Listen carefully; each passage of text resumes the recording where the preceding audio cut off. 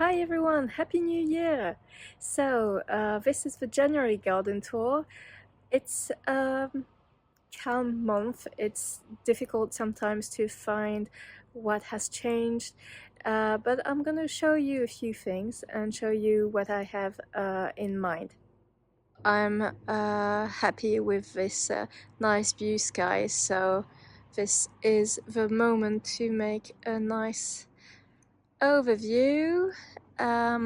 As you can see, having an interesting box for the winter is something really important. You might also think that there's nothing that can flower during the winter in the garden. It's false. I'm going to show you. First of all, you have hellebores. It's their season to shine. And you can have some very different ones. This one is quite tall, but I have a smaller version like this one. And you can also have camellias that flower during this season.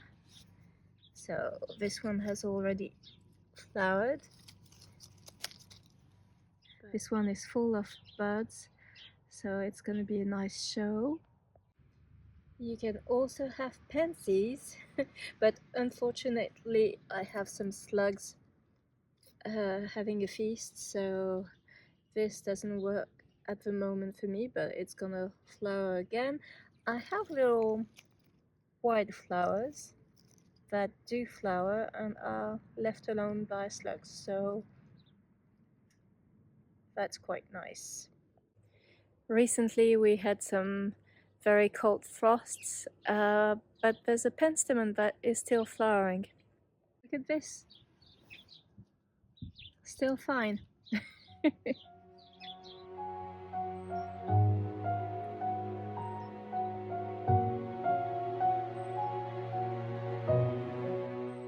But I do have some plants that didn't like the frost. I'm gonna show you. This poor osteospermum really didn't like the frost. I guess it's not completely dead, but we're still gonna have cold nights, and I don't have something to protect it, so that's gonna be an annual for this one. This straw flower also did well during winter, but really the frost has done some serious damage. So I had some fleece that I used to protect some plants. When I didn't have enough, I found other things to protect fragile plants. So another fleece there, another one on the salvia. So I'm really hoping it helps this one survive fine. This one on the citrus. There's one on my new heptacodium because it's a young one. I was thinking it was a good idea to protect it. And then back there, there's one on top of the mini pond at night to help with everybody living in there. On another note, I've started pruning roses, at least one for the moment, but I'm really thinking about doing the rest or some of them during this weekend, so stay on the lookout for a next video about rose pruning. I've started with this one. It's Graham Thomas. It's a David Austin rose, a yellow one. It's not in the best condition. I've really hard pruned it. There's the stem that is the healthiest is in the center, so it's not in the right place, and I don't have enough basal shoots to my taste. But we'll go with this. Lots of branches were sick, so we'll see. I've also decided to take out the rocks that were near the base of the shoots, because this is not helping it's not helping the rose to be able to create new basal shoots, because they went into rocks. So I take them out and then added some compost on top, thinking that this would maybe help protect it and help promote new growth from the base. So that's what I'm hoping for this rose this season. This pond wasn't protected these last few days, and it was all frozen on top. Even with this little solar fountain, it wasn't enough to create some movement on the surface. So that's a lesson learned. Maybe I'll buy one new fleece for this one. Winter is also an important period for you to feed the birds. So as you can see, I have one, and I have fat food there, so they really need it when it's getting so cold outside. So that's what I've been doing, and this afternoon there are so many birds in the garden when I'm not inside it. So yeah, if you are able to put some sunflower seeds, that's the easiest thing you can do. And if you are able to find fat, which is vegetable, because little birds, they don't they don't feed on animal fat, so that would be better.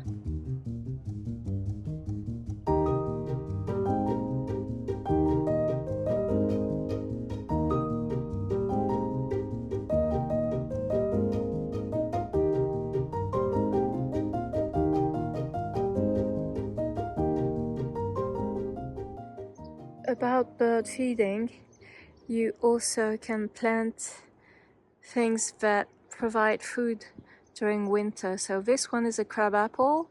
It was full of baby apples, and as you can see, birds ate them all. In the garden in winter, you have some plants that are dormant, and I'm going to show you some. And you have some plants that are dead because they are annuals, but they keep some winter interest. I'm going to show you this.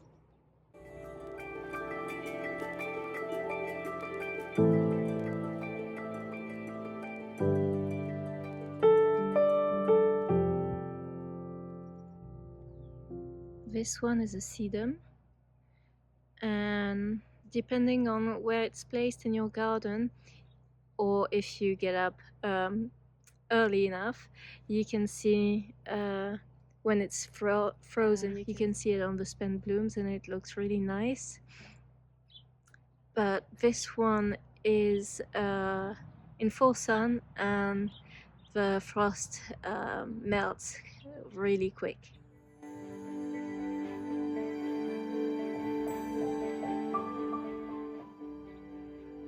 About dormant plants, at least in my garden, zone 9A, at this time I'm seeing some new buds forming. Here I have a Viburnum opulus, which is supposed to make those white balls of blooms. If I have some, it will be the first year. And as you can see, it is dormant, but it's ready to wake up. And I had one problem with this one. As you can see, I pruned it there because the stem was going inside and rubbing against this one, so it was really a bad thing. It was a shame because it was a quite long stem, and I would have some blooms and some interest, but it's better to prune it now. And I think because it's mid-January, it will have time to maybe this will promote some new growth coming from the base, so we'll see about that. if you have hydrangea paniculata, it is still not the moment to prune it back. You have to wait until beginning of spring, and I think when you begin to see new leaves emerging, but this is still not the case, and leaving the stems protect the base of the stems from the frost, and also you can still benefit from some winter interest, as you can see. I don't know if I've showed you before, but in my garden before the last frost, the weather was really mild and some plants didn't get the memo it was winter, and so I still had roses, and I'm going to show you a rose bud that I think won't open, but it is so weird. For example, this is the rose Jean de la Fontaine from Meillan,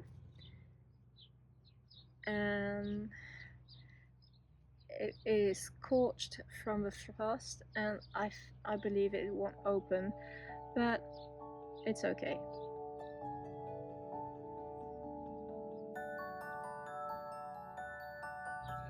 In January, if you're in the same zone or higher, you'll be able to see some first signs of spring, and I'm going to show you a few in my garden.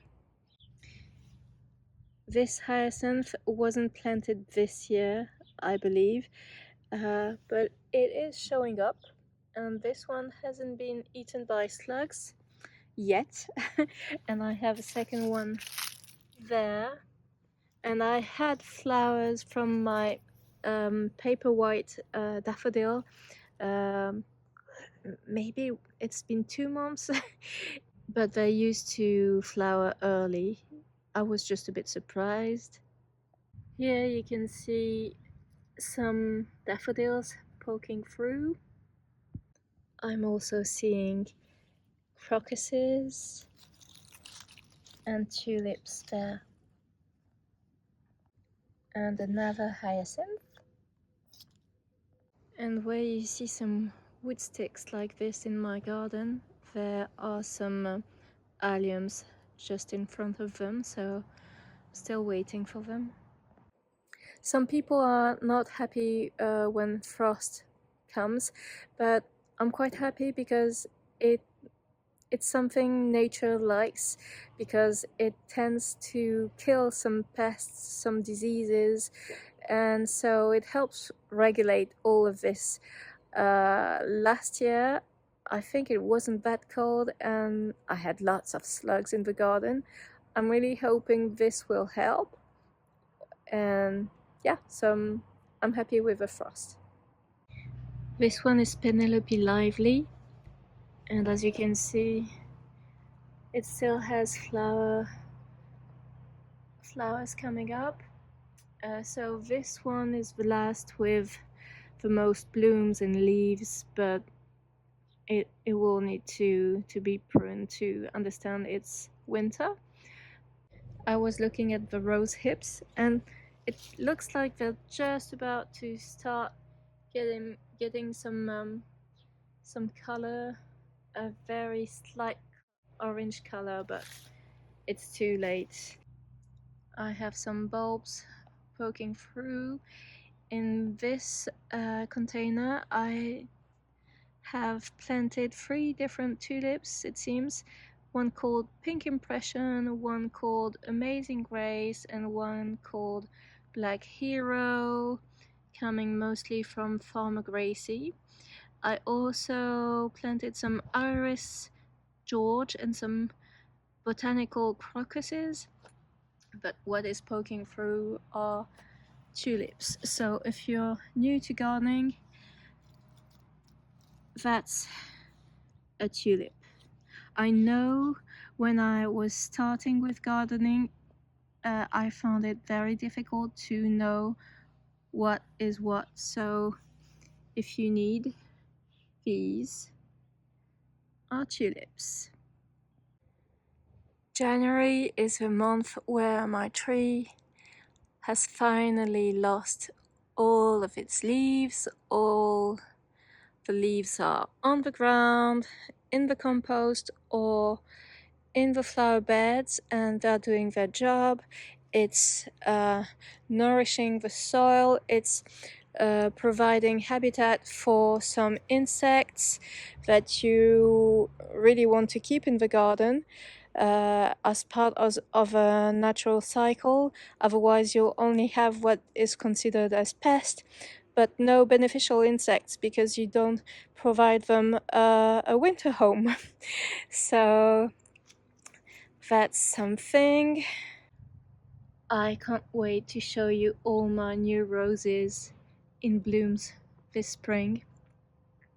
So these were planted in between autumn and winter, and they are putting on new leaves already, so they're ready. And today I saw all of these that were just thrown there on top one of the other, and I thought, well, I could use them to indicate that this is a path. So I don't have enough, obviously, but I think it's quite nice. When I decided to create this new path, I didn't take out everything that was in this path. So I have strawberry roots everywhere in there. And the good side of putting these, sorry, I need to find the name of these. In French, it's morceaux d'ardoise, is that I can leave most of the strawberries there. I don't have to try and relocate them because I can walk in between and still have my strawberries. How smart is this? Talking about fruits, just near the path I have my dwarf fruit trees, and they really are thriving now that they are in the ground and not pots. They are putting on new growth everywhere. I'm so happy for them. This is a pear tree, so it seems to work a bit differently, but I think I'm seeing new growth. We'll see. This one has given me lots of pears. It was the best worker in my garden. And I'm starting to see some alliums foliage poking through. I had some of another variety on this side that started very early. These are the summer drummer.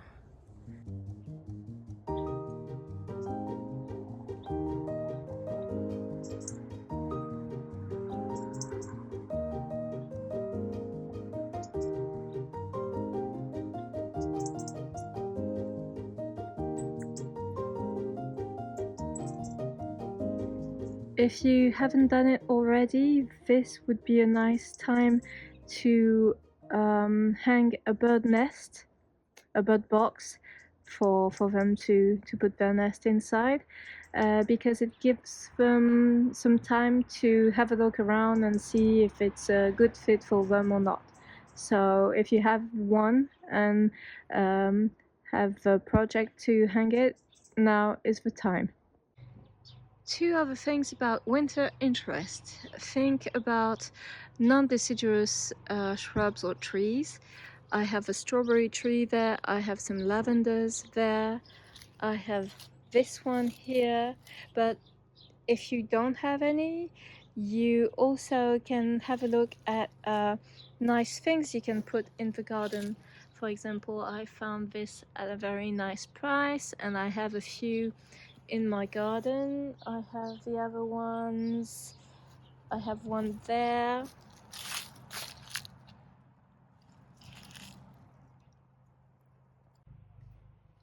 But also having a pond is an interest during 4 seasons. There's always something happening, always maybe an insect or birds trying to have a bath or drink, or you know.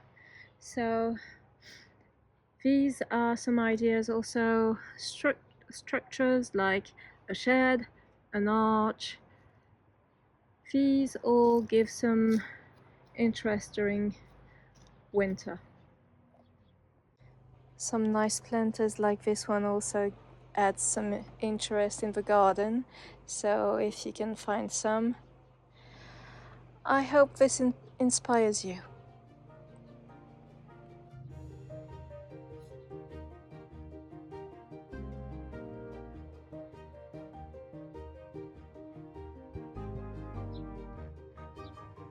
Some more winter interest box in the garden. This is a dogwood with variegated leaves.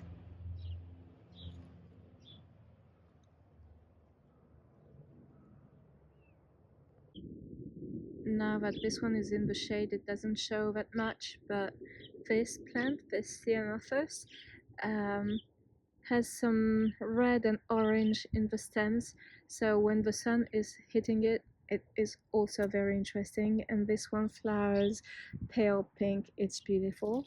And back there, excuse the mess, but in front of it you have another red dogwood.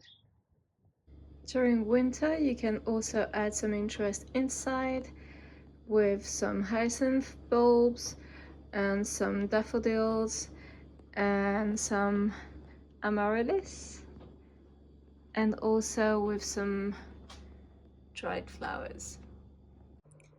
On this side of the garden I have some honeysuckle, but I really don't like how it's growing, and I'm thinking about changing them, or maybe one of them, to some climbing roses, small ones, because the wall isn't very tall, and train them to go quite horizontally. Yeah, so nothing's completely decided yet, but this is the idea. It seems that snapdragons can be quite frost tolerant, at least here in zone 9A. I still have flowers and flower buds. And the reef is still doing quite good, in my opinion.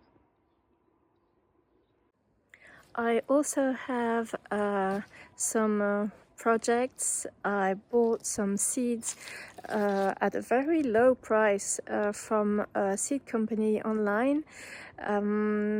It's been 10 days and I still didn't receive them, but I heard some good press about them, so I'm still hoping. And when I sent them a mail to tell them I didn't receive anything, they reacted very quickly, and I'm quite confident that I will receive them. I will keep you posted.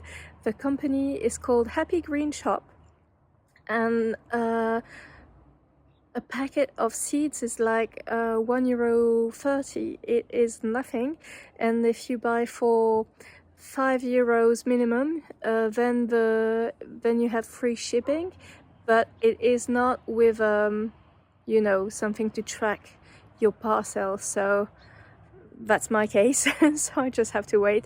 But they say that to ship to France, it takes from 2 to 3 weeks. So it's been 10 days, so I still have to be patient with that. But if I receive them, and I do hope so, I will have lots of plants that I usually don't find anywhere, and I'm really happy to be able to add them. And from another company, more famous, called Farmer Gracie, I've ordered like months ago, and I will receive them between February and March, so maybe for next garden tour, and you'll see what I have. I'm interested if you have good companies that you want to recommend that do ship to France, please put them in the comments, because I'm always on the lookout for, you know, specific varieties that are not the one that you will find in your usual garden center, either for plants or for seeds. So don't hesitate to give me your experience in the comments. Behind there is my Graham Thomas rose, and I'm not sure I'm gonna have the time in the rose pruning video to talk to you about this, but it could be a nice moment to take some of the stems you prune and make some cuttings out of them. So that's what I did here. I have 3, and here I have 2. Maybe even more, I can't see, but I will move them because this is just what I had available at the moment I pruned them. The idea is to have a piece of stem quite straight, not too thin, not with some disease on it, and you cut it so that you have some growth just at the top, and you cut at the base just under some new growth, and it should be around 20 centimeters to be nice. As you can see, this is a nice size, and then you can experiment with that. You're not putting pressure on yourself because you just need it to prune your rose, so either they go in the bin or you can experiment with them. So that's what I'm doing. I don't really want to have a second Graham Thomas, but I'm just trying and having a look at how this works for this rose. So yeah, my next task will be pruning all those roses. If I found some dormant shrubs that need pruning, I will do it too, so this might be on another video, we'll see. But be sure to have a look and see about the pruning rose video. I hope you enjoyed this. If you liked it, you can put a thumbs up. If you want to see more, you can subscribe, and don't hesitate to tell me also what you're doing in your garden right now. Are you pruning your roses? In which zone are you? Maybe it will be at a different time. If you have questions about rose pruning, maybe put them in the comments and I'll try to answer you, and see you in the next one. Bye!